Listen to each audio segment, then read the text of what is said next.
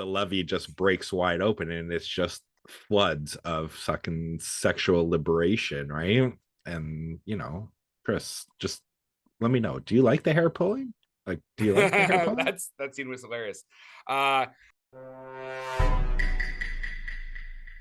be honest, like my favorite scene, and you do see some of this in the.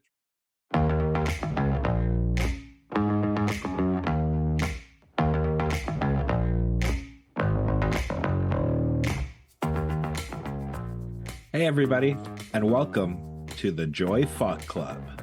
Because we're talking movies, we're talking Joyride, starring Ashley Park, Sherry Cola, and Sabrina Wu. Written by Sherry, I apologize for butchering this name, Sheva Pre Tamron, Teresa Sao, and Adele Lim in her directorial debut. Chris, I just wanted to say, I really appreciated the Mulan-themed office birthday party. Fuck me. Look at all the white people.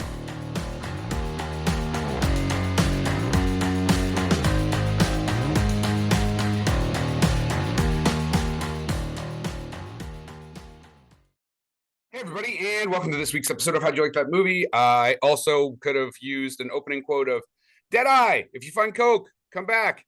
We're talking about the hilarious, raunchy comedy Joyride. Scott, let's get into this, my friend. All right, so the synopsis on this one is pretty much synopsis. Listen, synapsis is something that happens in your brain. I know, but I'm just trying to make shit my own, and you keep on like self-deprecating. Self-defecating you? Yeah, like I'm trying to make shit our own, so that way when we have merch, we can have the t-shirts with these things, right? The best self-defecating humor ever. So pretty much like Chris said, so pretty much this movie is three friends who help another friend while she travels back to China for work. Along the way, going back to China. We're going back to China. I don't think so. That's it. I'm out of here. This becomes a no-holds-barred epic experience about bonding, friendship, and wild debauchery. Chris, I like this movie. And that's the thing. The hard rated R comedy slowly is going the way of the dodo.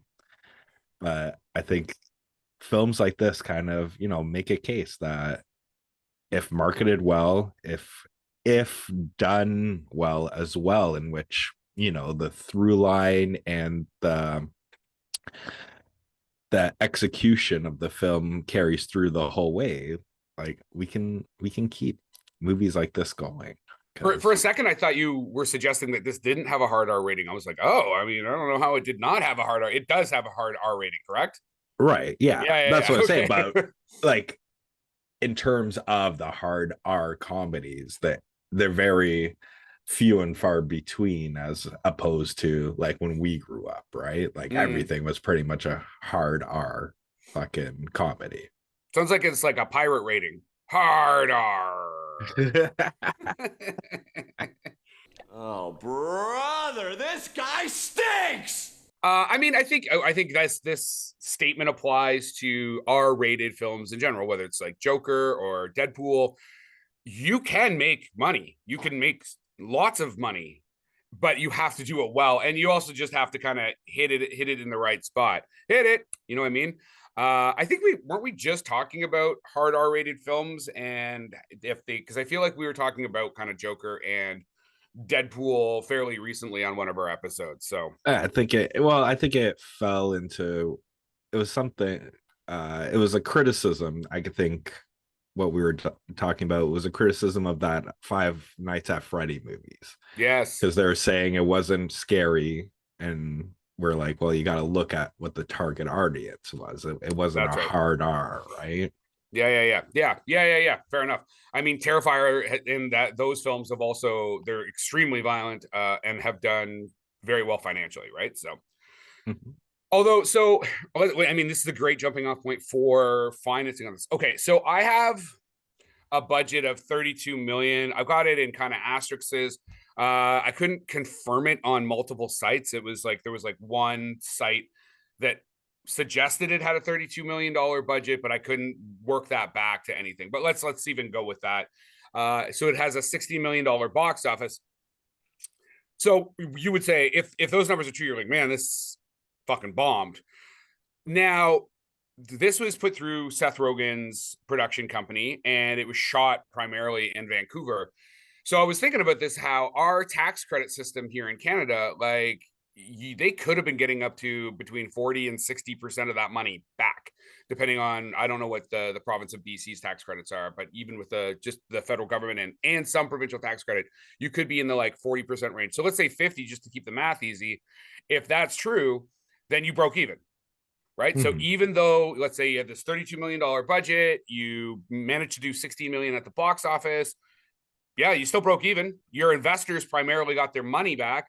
And then you get to sell whatever your licensing fee to streaming. And I think this is a great streaming movie too. Like I don't know if I would have done a big theatrical push on this. I don't see it having, maybe they were hoping to jump onto some of that like rich, Crazy Rich Asian kind of market, where a bunch of people come out and just blow the movie up at the box office. So I don't know. What are your thoughts? Do you think this was a good move to put it in the theater? Or? Yeah, It did I make do.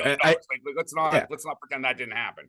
Right. And I think also that it's one of those ones, like this is gonna have one of those word of mouth, especially now that it is released on certain streaming services. I think it is one that a lot of people are going to, gravitate towards and watch. Like, to me, bringing it back old school, like this would have been the kind of movie on a Friday night that you would have looked at the DVD cover and be like, okay, I'm gonna try this one out, right? And then like fucking fall in love with it and everything like that. Because you just gotta reach in like a claw and just like pull it out. Just pull it out like it's the fucking claw. Okay. Higher. Okay. Get that bear. I'm getting the bear. How are you so right? So, and that's the thing. I one of the things, like, so if you're kind of tuning in and I want to hit this on the head right away. This movie is hilarious. Like, laugh out loud, hilarious. Very sex positive, raunchy, drug, conversations, drug usage. Like, so if you've been wondering if you should watch this movie, push, pull, twist it. It's not a puppet, it's my asshole. Just go and do it. And I don't know, it's like when I saw the trailer originally, there was nothing about it that made me think like, oh, I want to watch this movie. Like, I mean, I thought like there was some cool stuff, the way they had them dressed up in the K-pop outfit. But that was it. Like, and then I ended up just watching it because it, like you just said, it was available on streaming, and I like watched it twice because I watched it and then I asked if you wanted to do it for the show. Then I rewatched it. Still laugh out loud. Like, obviously the first time around was the funniest. This thing doesn't have a lot of like nuance or subtext to it. It's not like you're gonna watch it again and go, oh, I didn't see that part. But really hilarious. Like I said, laugh out loud, funny. You know what I mean? Yeah, and I think what they've done as well, like in most like cinema, like when you have people of Chinese descent and everything like that, they're usually depicted a lot like repressed, like sexually repressed, everything. Like, they're very uptight, right? And I think what this one does, like, because it kind of goes with it right from the beginning, and it's just like how, and that's one of the characters' whole like through line is she wants to be sex positive. She wants Chinese people to be sex positive, and that's the thing, like throughout this movie, all of a sudden, like all the repression, everything like that, like the levee just breaks wide open, and it's just floods of fucking sexual liberation, right? And Chris, just let me know, do you like the hair pulling? Like, do you like the hair pulling? That scene was hilarious. I'll be honest, like my favorite scene, and you do see some of this in the trailer though, is their K-pop version of wet ass pussy. Certified freak, 7 days a week. Wet ass pussy, hear this ASEAN speak. Well, throwing in all the Asian lines too, right? Like saying Hyundai and like anything that's Korean or Chinese or Japanese is like thrown in there. Yeah, it was pretty good, man. Beat it up, Lolo, catch a charge. Kumon smart and Kumon hard. Put this pussy on a girl named Grace who got them A's on a report card. It's all about the Brownie Tuesday. It is all about the Brownie Tuesday. Had you like had this on your watch list prior to, again, me suggesting it for the show, or what? Well, I watched it before because, you know, for our best of 2023, right? So, you know, I was watching, I spent a week just kind of binging movies that got released during that time, and this was one of them. And I laughed. And but yeah, like when I watched it again for this, I watched it with my wife, and you know, there's some points where she was giggling as well, right? Like the fucking tattoo made her laugh. Dead Eyes made her laugh, right? I'm not ready to have sex. So, but yeah, it was, and that's the thing. Like it's, I would say this is an entertaining movie, from beginning to end, and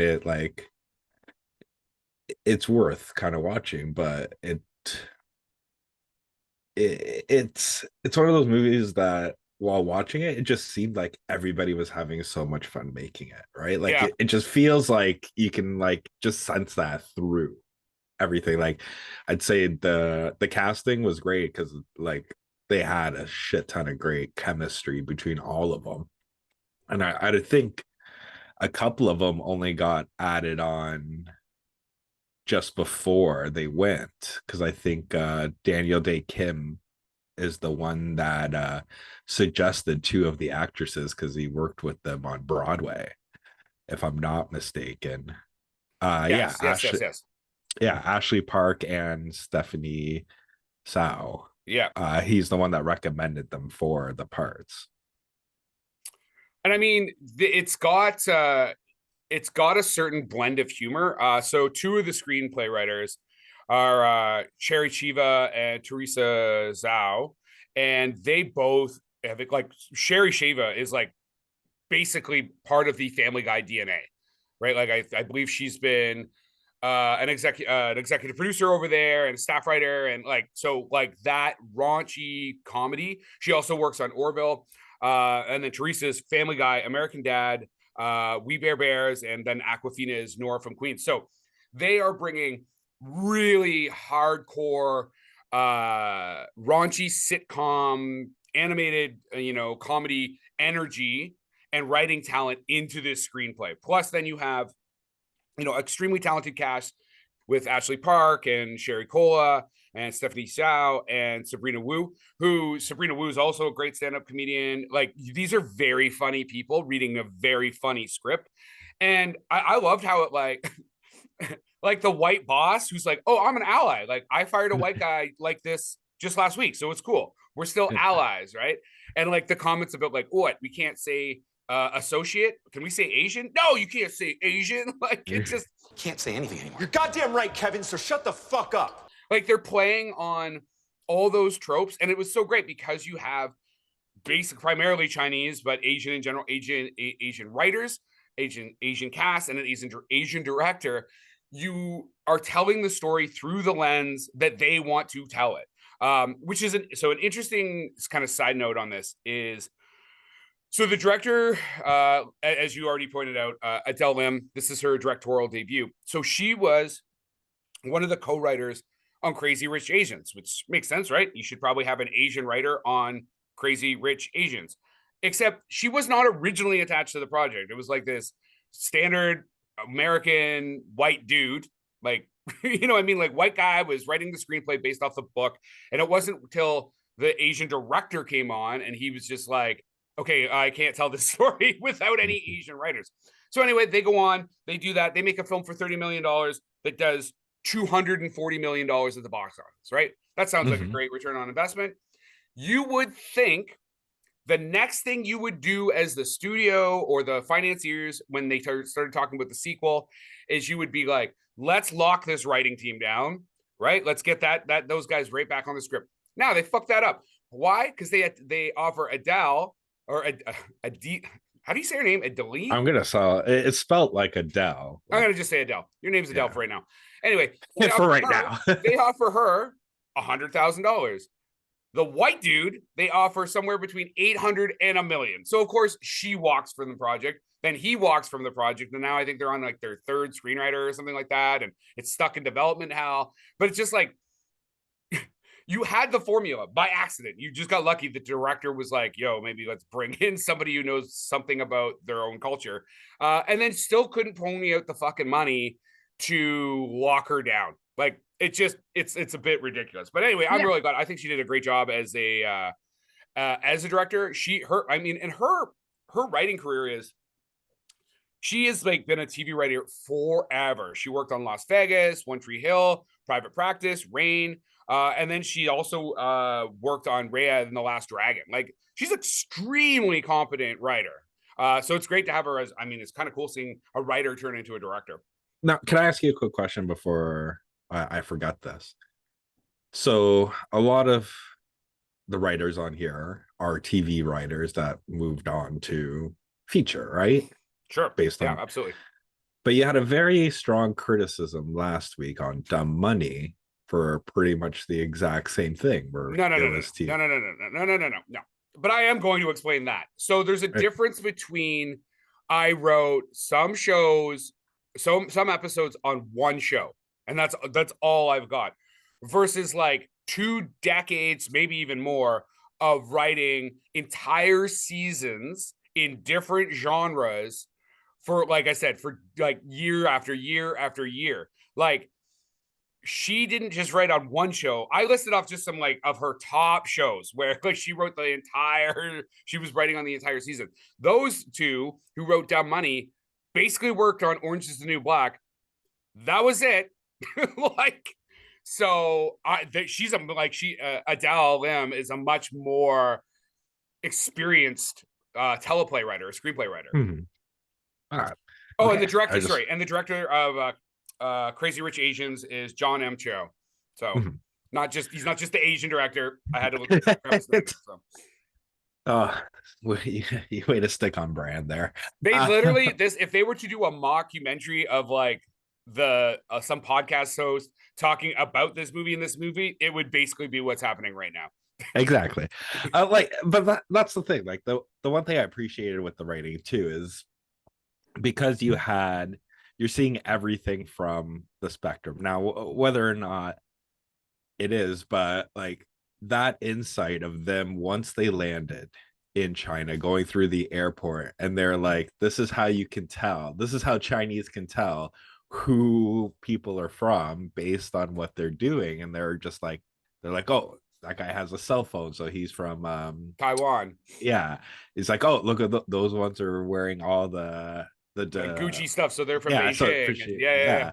And then you see like the one people that are just like standing there, and she was like, well, what about them? Don't talk to them. They're Korean. Look, the round faces. Right? What kind of Chinese are they? What the fuck is wrong with you? Are you trying to get canceled? Those are Koreans. Oh. And then it has that like little hint when they actually go into like to the family gathering or whatever, and they're like talking, and they're like, oh, look, she's so American because now she has a kind of round face too. And then they find out she's Korean, and they also like switch on her, like, fuck this, like, give me my dress back kind of thing. 他是韩国人，你看那个大圆脸。 Stop being so racist! That grandma was funny too, where she's like, this is the dress that I like deflowered in, and then her like granddaughter or whatever. By the greatest love of my life. Yeah, greatest love of my life. Oh, you mean grandpa? No, not grandpa. By the love of my life. Oh, Grandpa? No. So, I mean, it's done well with the critics. It's got 90% from critics. Audience gave it an 82%, which actually I'm surprised that's even that low, because I thought this was super hilarious. So I don't know what people were going into this movie thinking it was going to be. But maybe like me, maybe they thought it was going to be a funny girls' road trip, which it is. But maybe it was a bit over the top for some people, right? Like they didn't expect it to be. Because I do realize I often don't know the rating of a film going into it anymore. Like it's just not something I'm even aware of most of the time. I have to actually look it up. So if you think you're going to see like a PG comedy, you sat down with your children and you're like, oh, we're going to have, you're like this, little family. And you're like, oh, we're going to watch this, funny girl story. And then that happens, like playgrounds with penises and things. Maybe you're going to go on Rotten Tomatoes and not give it a great rating. I do love the way it opens. And you do see this in the trailer, so there's no spoilers, where the little white boy is like, there's no, no Asians are allowed. I'm not going to use the actual words that they use. And she just like punches the little girl, like punches him out. And then they're like, let's be best friends. Yeah, no, that was the thing. That's what I'm saying. Like, like I think the opening kind of, it's the one, it was the hook, right? Because it goes straight, it circumvented your expectations and it's straight into the R right from the beginning, and then it just like keeps it and holds it, right? And I think that's what makes this movie work so well. Yeah, it sets it up right away that this is not the movie you probably thought you were going to watch, right? Like we're not going to be doing any of the kind of tropes that you expected. We're going to do this totally other thing. So Your pussy's the devil? That is way bigger than I expected. No wonder you won't have sex with Clarence. That thing's massive. Yeah, man. Again, I thought it was super funny. I highly recommend watching it if you like raunchy comedies. If you don't watch it because you're going to be upset and you're going to be super offended. It would be not. I'd love to know what people of like Chinese heritage and Chinese descent think of this movie. Again, I know that Crazy Rich Asians did very well with those communities, not just Chinese, but lots of Asian communities, because they finally got to see themselves, on screen as a primary class. I think for the first time since like the Joy Luck Club, which is actually why this working title of this film was the Joy Fuck Club, because again, like some of these communities are finally getting to see an entire cast, writing team, directorial team from their community. Right. And I think that's super important. And again, I think the movie's funny. Like, you don't have to get any of those jokes on an ethnic level. You can just be like, these women are being crazy. And I know that I had read some criticism about like, well, I mean, it kind of doesn't know what kind of film it wants to be. And then it tries to get like more dramatic at the end. I'm like, dude, that's fucking filmmaking. Like, you have to set up a bunch of obstacles, and you have your characters do things to move you through your act structure. Do not go to a movie like this and be like, why is it not Schindler's List? Like, you know what I mean? No, exactly. But the thing I'm surprised too with this is like when you look at, like, if you go on IMDb and you look at Adele Lim's page, like there's nothing after this movie. There's nothing.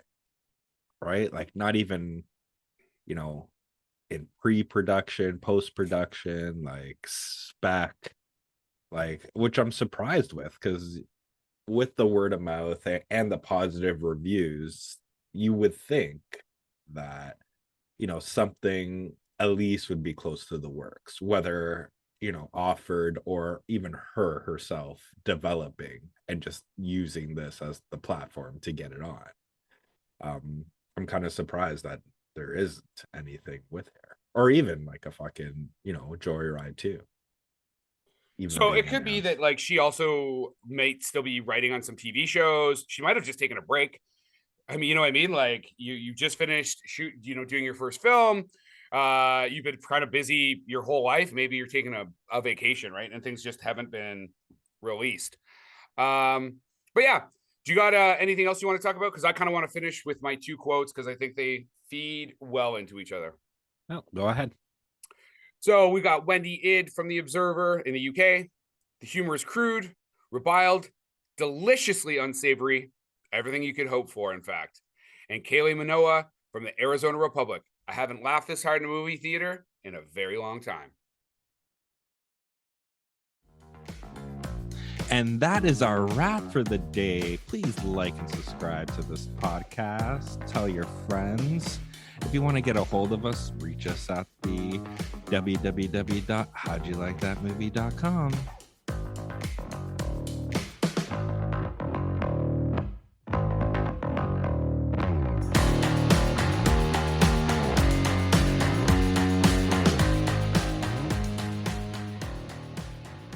That last quote you just did, I hate fucking reviews that are like that shit. Yeah. I'm like, your whole fucking job is to go watch movies. You're telling me you haven't watched a movie that you've laughed in? Come on. In a very long Shut time. the fuck up. She says, in a very long time. In a very long time. Yeah. Name the last fucking comedy that was in theaters. Well, this is the problem, right? So. All right. That's all. I hate that. I hate that shit. Like, oh, this movie is going to change the world. Fuck you, it is. Production by Rod Shaver, Vader Monkey Productions.